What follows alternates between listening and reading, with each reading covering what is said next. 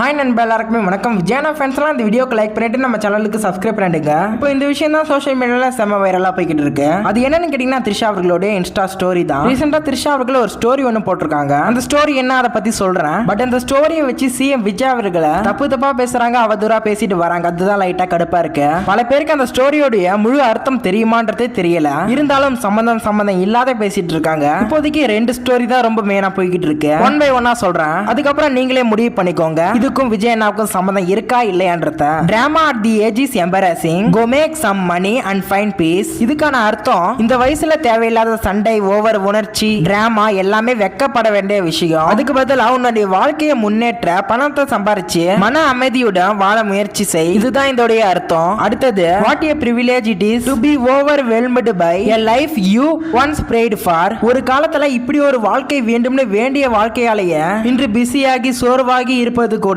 ஒரு பெரிய ஆசீர்வாதம். இதான் அர்த்தம். இப்போ இந்த 2 விஷயத்தை வச்சு தான் விஜய் அண்ணாவை ட்ரோல் பண்ணிட்டு இருக்காங்க. த்ரிஷாவுடைய வாழ்க்கை விஜயாலே போயிடுச்சு, அதனால த்ரிஷா அவர்கள் மன விரப்தினால இப்படி வச்சிருக்காங்க அப்படின்ற மாதிரி சொல்லிட்டு இருக்காங்க. உங்ககிட்ட என்ன விஷயன்றத நான் சொல்லிட்டேன். இதுக்கான அர்த்தமும் இப்போ உங்களுக்கு புரிஞ்சிருக்கும். கருத்துக்களை கமெண்ட் செக்ஷன்ல பதிவிட்டு வீடியோ பிடிச்சிருந்தா லைக் அண்ட் ஷேர் பண்ணி சப்ஸ்கிரைப் பண்ணி சப்போர்ட் பண்ணுங்க. Bye friends.